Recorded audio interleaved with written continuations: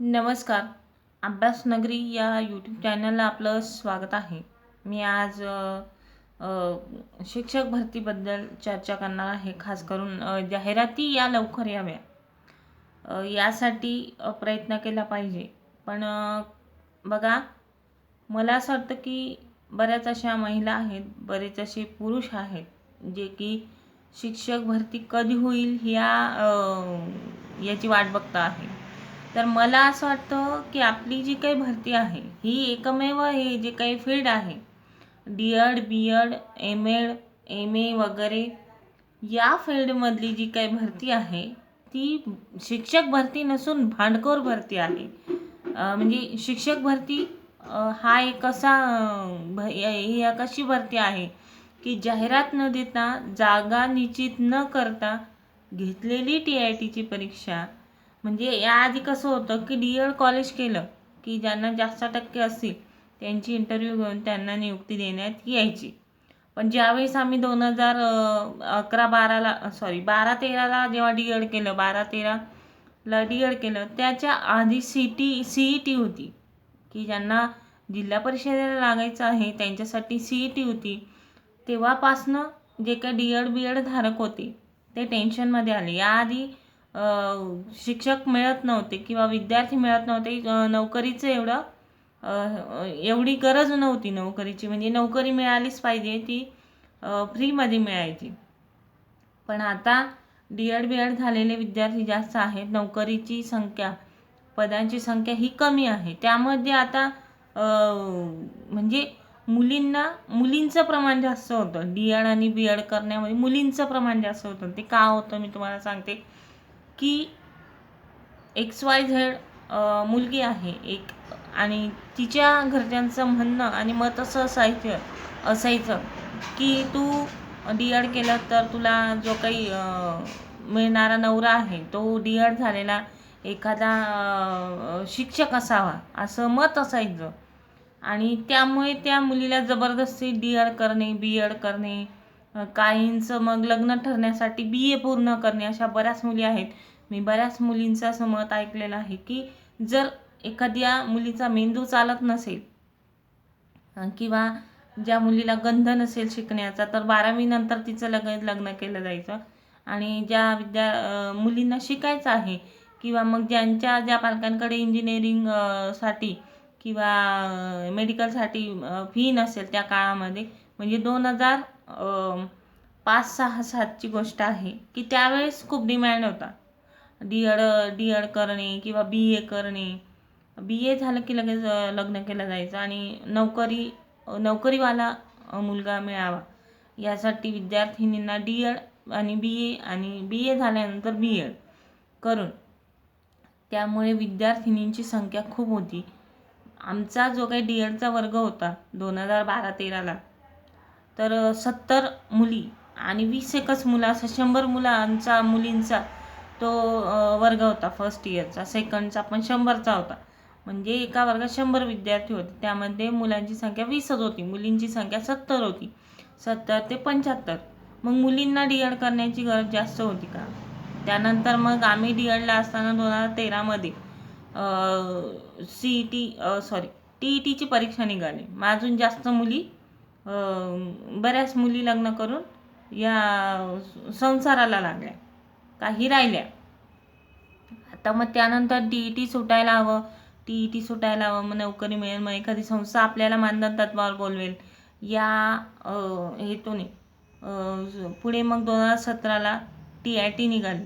म्हणजे डी.एड करून आपण नोकरीला लागूया या हेतूने डी.एड केलं किंवा जबरदस्तीने डी.एड केलं एखाद्या विद्यार्थिनीचं किंवा एखाद्या विद्यार्थ्याने, की आपल्याला नोकरी मिळाली पाहिजे. मग ज्या विद्यार्थ्यांचं डोकं चालत नाही त्या विद्यार्थ्यांसाठी डी.एड केलं. डी.एड करून तो मुलगा कुठेतरी शाळेमध्ये मानधन तत्त्वावर का असेना किंवा 20% 40% मानधन तत्त्वावर का असेना त्याला बायको मिळण्यासाठी किंवा त्याला तो संसाराला लागावा म्हणून त्याला शेती विकून, घर विकून त्याचे पैसे तिथे भरायचे, नाही तर कर्ज काढून पैसे भरायचे आणि एखादी पोरगी त्याच्या गळ्यात मारायची. असे जे काही कारस्थानं आहेत ते 2010 पासून सुरू आहेत.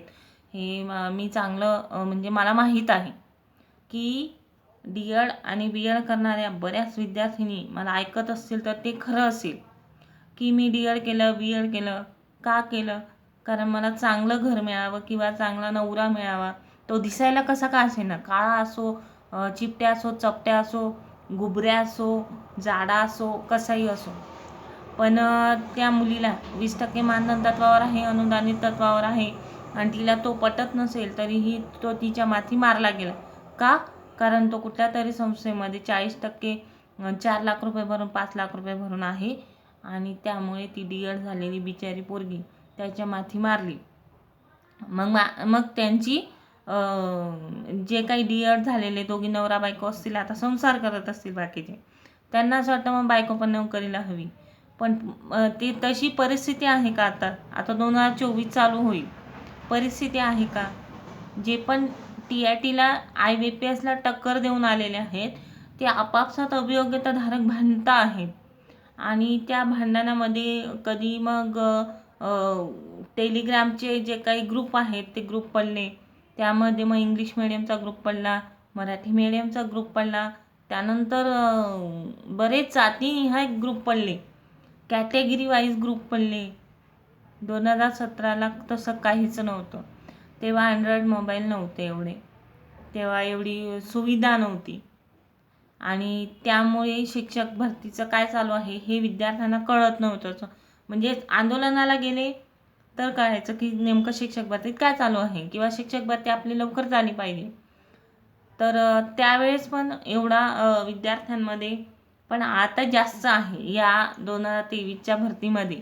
गटनिहाय आंदोलनं करणे, गटनिहाय काहीतरी निवेदनं देणे, रोजचं नवीन नवीन निवेदन निघतं आहे आणि त्यामध्ये जे पण कोणी IBPSला टक्कर देऊन आलेले आहेत ते इतके जबरदस्त टेन्शनमध्ये आहेत.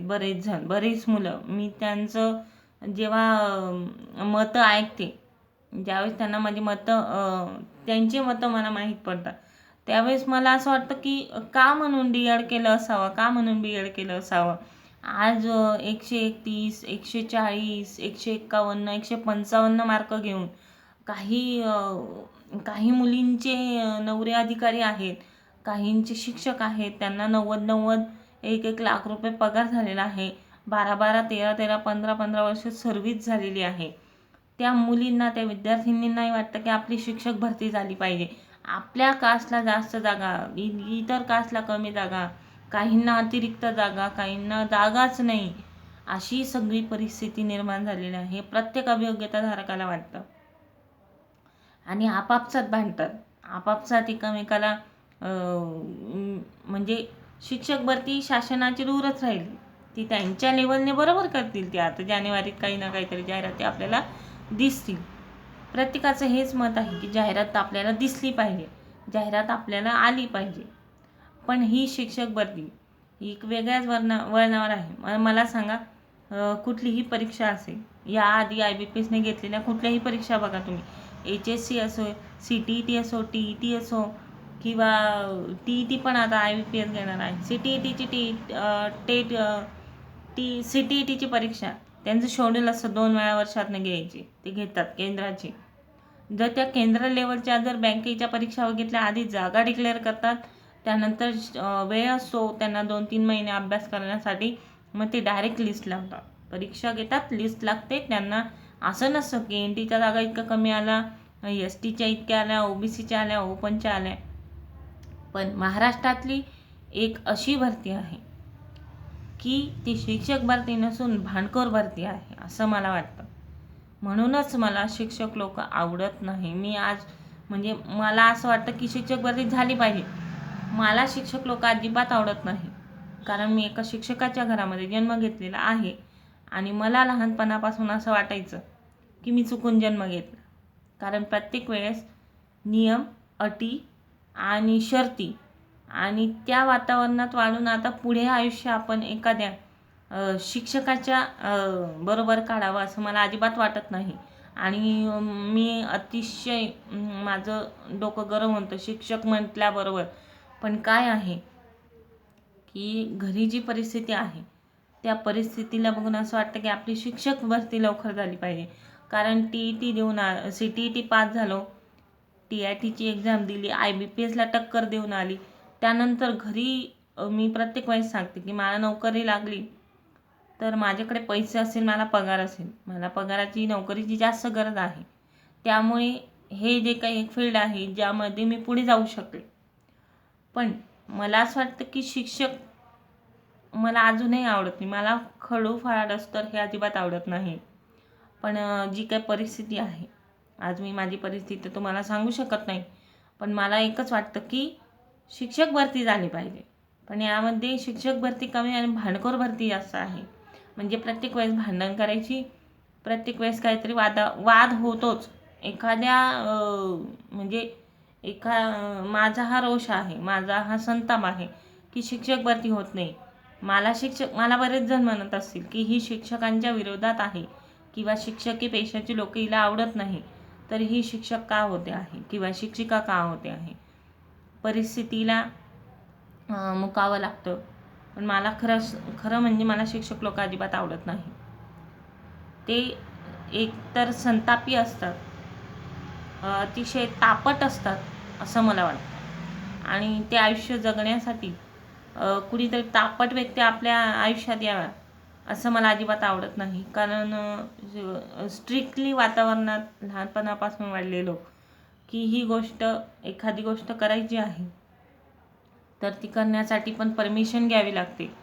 आणि सतत मनामध्ये भीती असते की हे करू की नको करू, केलं तर याचे परिणाम काय होतील. अशी परिस्थिती निर्माण झाली. म्हणून एका शिक्षकाच्या घरी जन्म घेतलेला आहे आणि ते आयुष्य पुढे जगता येऊ नये इतकंच मला वाटत होतं. म्हणून मला खूप राग येतो शिक्षक लोकांचा. तरीही जी काही परिस्थिती आहे, जे काही शिक्षण घेतलेलं आहे, ते शिक्षण घेतल्यामुळे आता कदाचित पैशांची चणचण किंवा पैशांची अडचण असल्या कारणाने मी आज IBPSला टक्कर देऊन, TITची एक्झाम देऊन मला मार्क चांगले आहेत आणि कॅटेगरीत आहे. म्हणून मला असं वाटतं की मला कुठेतरी जिल्हा परिषदेची शाळा मिळावी. यासाठी मला वाटतं की आपली शिक्षक भरती ही झाली पाहिजे. परिस्थितीमुळे. नाहीतर मला पेंटिंग करायला खूप आवडतं, पण त्यासाठी पण पैसा लागतोच आणि पैसा येण्यासाठी माणसाला नोकरीची गरज असते आणि काही ना काहीतरी मिळवण्यासाठी नोकरी ही महत्त्वाची असते.